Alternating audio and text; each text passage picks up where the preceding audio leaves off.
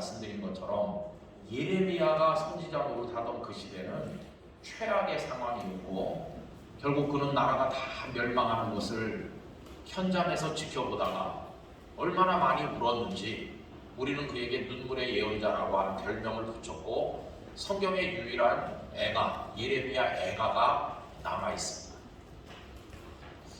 자, 그럼 여러분, 누구든지 시대와 때를 잘 만나야 된다고 할 때 그렇다고 한다면 오늘 우리는 어떨까요? 오늘 우리는 때를 잘 만났나? 우리는 시대를 잘 만났나? 이렇게 질문해 본다면 여러분, 우리 자신의 시대, 오늘 2022년에 우리가 사역자로 하나님의 사람으로 부름받아서 살고 있는데 지금 우리 시대는 어떤 시대일까요? 저는 목사로서 이런 생각을 해봅니다. 우리나라에서 제일 행복한 목사님들은 언제 목회하신 분들인가 생각을 해보면 한 1960년대 후반부쯤 신학교에 들어가신 분들이 제일 행복할 때 목회했다고 생각합니다. 한 1970년쯤 될 때 목사 안수를 받고 아니면 담임 목회를 시작해서 70년대, 80년대, 90년대 그 한 30년 동안에 목회를 끝내신 분들, 그분들이 때를 제일 잘 만난 분들이라고 생각합니다. 그때는 여러분 한국 기독교가 정말 전성기와 같아요. 그때는 십자가만 걸고 개척교회 시작하면 어떤 교회는 뭐 5년 만에 2,000명 모였다느니 3,000명 모였다느니 참 믿겨지지 않을 만한 그런 이야기들을 여기저기서 듣던 때입니다. 뭐 7, 80년, 90년대를 지나는 동안에 한국 교회에는 대형 교회들이 많이 생겨나지 않았습니다. 그리고 우리가 마음만 먹으면 여의도 광장에 100만 명 정도 모이는 거는 뭐 쉽게 보였어요. 빌리그레엄 목사님이 오셨을 때도 70년대고 한국교회 100주년 했을 때도 80년대인데 그때 우리 100만 명 정도는 그냥 문제가 없이 모이자 그러면 쫙 모일 수 있는 힘이 있었어요. 여러분, 그때도 우리는 대한민국에서 소수였습니다. 대한민국의 인구 중에서 한 15%, 한 20% 그 정도만이 기독교인이었고 기독교인 아닌 사람들이 훨씬 많죠. 그런데도 소수의 기독교인이 우리 사회를 주도하고 이끌었습니다. 그래서 우리 사회 오피니언 리더들의 대부분이 기독교인들이 많이 있었다는 거 아실 거예요. 여러분, 한때는 우리나라 사성 장군 전원이다. 집사님 이상이었어요. 장로님들, 안수 집사님들 그런 때도 있었고 또 국회의원의 5분의 2가 기독교인이었던 적도 있었고 뭐 대통령이 기독교인인 적도 있었고 그리고 저 강남에 경제적 수준이 높다는 그 지역에 기독교인들이 압도적으로 많이 살고 그랬습니다. 어떤 기관에서 조사를 해본 결과 한국의 개신교인들은 교육을 많이 받았고 생활소득이 높고 또 숫자는 많지 않지만 우리 사회의 여론을 주도한다. 이런 결과가 나왔고 반대로 어떤 다른 종교는 숫자는 기독교인들보다 많다고들 하는데 교육 수준이 낮고 생활 수준이 낮다고 하는 결과도 있었습니다. 그러니까 우리 대한민국 사회를 기독교가 주도한다고 우리가 생각했었습니다. 여러분, 그때는 교회가 청와대와도 잘 통했다고 생각합니다. 어떤 현안이 있을 때 교회 지도자들이 가셔서 대통령과 면담하고 몇 마디 부탁하면 다 들어주고 다 통과되고 그러던 좋은 때가 있었죠. 그때가 좋은 때인지는 잘 모르겠습니다만 하여튼 모두가 다 부러워하던 그런 시대가 있었습니다. 그런데 다들 느끼시고 계시겠지만은 1990년대가 시작되면서 목회적 생태계가 조금씩 달라진다는 것을 우리는 알게 됐습니다. 저는 지금은 영락교회에서 목회를 하고 있지만 4년 7개월 전까지는 부산에서 목회를 했습니다. 부산은 제가 한 번도 가본 적이 없는 곳이었는데 신학교를 졸업을 하고 하나님 제일 먼저 오라는데 무조건 가겠습니다. 이렇게 기도를 오랫동안 했는데 한 번도 가본 적이 없는 부산, 그것도 부산의 섬인 영도라는 섬에서 저를 오라고 했습니다. 여러분, 그 영도는 하나가 부입니다. 영도구, 부산시 영도구죠. 제가 거기 갔을 때 인구가 한 27만 명 정도 됐습니다. 그런데 제가 떠나올 때는 12만 명 정도로 인구가 급감했습니다. 근데 제가 거기 담임 목사가 돼서 갔던 때가 1990년 3월이고 3월 18일 날 첫 부임 설교를 시작했습니다. 그리고 4년 전 2018년 2월 둘째 주일까지 그곳에 설교하고 셋째 주일부터 영락교회에서 설교를 했으니까 그 교회는 만 27년 그리고 11개월 한 달 모자라는 28년 동안을 이제 그곳에서 목회했습니다. 젊은 나이에 담임 목사가 돼서 그 교회를 가서 자그마한 교회 목회를 시작했는데 목사님들 선배님들을 만나면 이런 말씀들을 했습니다. 옛날 같지 않은 것 같다고. 옛날 같지 않다는 게 무슨 말일까요? 다른 게 아니라 옛날보다 교회 성장이 눈에 띄게 좀 힘들다고 하는 말씀이었어요. 1990년대에 들어가니까 하시는 말씀이 이상하게 전도가 옛날만큼 잘 안 돼. 그런 말씀들을 선배님들이 많이 하시더라고요. 그러다가 2000년대로 접어들고 나니까 그분들 말씀이 이렇게 변했습니다. 요즘에는 교인이 줄지 않고 현상 유지만 해도 그 사람이 목회를 잘하는 사람이라고. 그저 현상 유지하는 목회는 성공하는 목회다. 이런 말씀들을 하시는 걸 들었어요. 그러다가 2010년대쯤 오니까요. 그 다음에는 현상 유지가 아니라 많은 교회들이 교인이 줄기 시작했어요. 그렇게 된 지가 지금 10년이 넘죠. 여러분 올해가 2022년인데 지나간 주간에 열렸던 저희 교회가 속한 교단에서는 3만 5천 명 정도 1년 동안에 줄었다고 보고했습니다. 단 1년 만에 3만 5천 명이 없어진 겁니다. 그리고 그 앞에 그 앞기수 1년 동안에는 11만 4천 명이 사라졌습니다. 한경진 목사님께서 종교계의 노벨상이라고 하는 템플턴 상을 받으신 걸 아실 겁니다.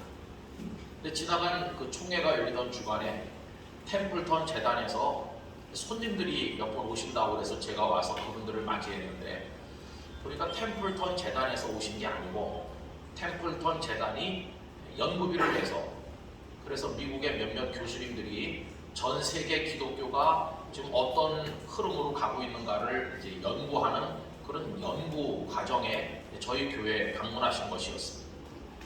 그분들이 전 세계 한 열 몇 개 나라를 선정을 했다고 해요. 대한민국도 있고 뭐 아프리카의 나이지리아도 있고 여러 나라를 정하고 한 나라당 한 10여 개 교회씩을 찾아가서 현재 교회 상태 또 미래에 대한 비전이 어떤지 이런 것들을 이제 조사하는 거였어요. 근데 이제 그분들이 저희 교회 오시기 전에 우리나라의 어느 큰 교회를 방문하셨다고 해요. 그 전날.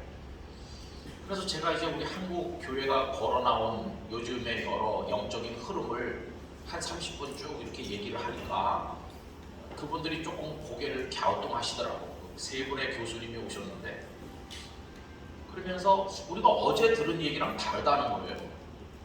그럼 어제 들은 얘기가 뭡니까? 어제 갔던 그 교회에서는 지금도 한국 교회가 굉장히 부흥한다고 얘기했다는 거예요. 그런데 저는 요새 교인이 줄고 있다고 말하니까 그분들이 어제 들은 얘기랑 다르다고 하는 거예요. 그런데 그날 아침 마침 국민일보가 이제 배달이 됐는데 국민일보 미션 안에 제일 큰 첫 번째 타이틀이 뭐냐 하면 한국 장로교가 지나간 몇 년 동안 팬데믹으로 인해서 55만 명이 줄었다. 그게 그 타이틀이었어요. 아마 보신 분도 계실 거예요. 제가 그 신문을 그분들 앞에 보여줬어요. 이게 오늘 아침에 국민일보라는 일간지에서 나온 신문 보도라. 여기 지금 팬데믹으로 인해서 한국 장로교가 감리교 이런 거 빼놓고도 55만 명이 줄었다고 여기 타이틀이 나오지 않았냐. 그랬더니 그 신문을 막 사진을 찍는 거예요. 그래서 이 신문을 그냥 가져가시라고.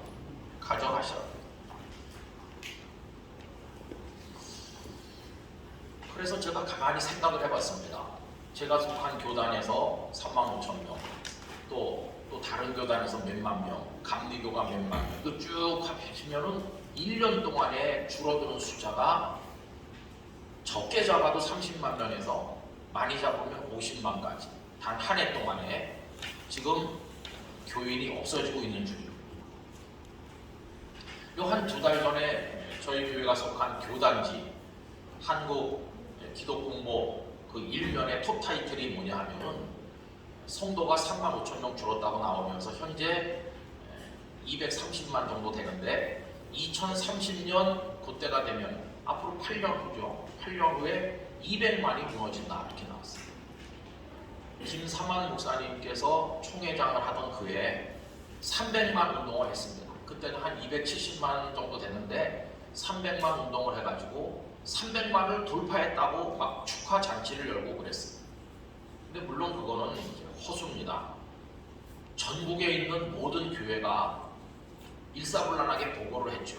예컨대 A 교회가 어저께 주일날 5명이 등록했고 B 교회는 3명 등록했고 이렇게 된다고 그러면 월요일 아침에 노회에다 보고를 하는 겁니다.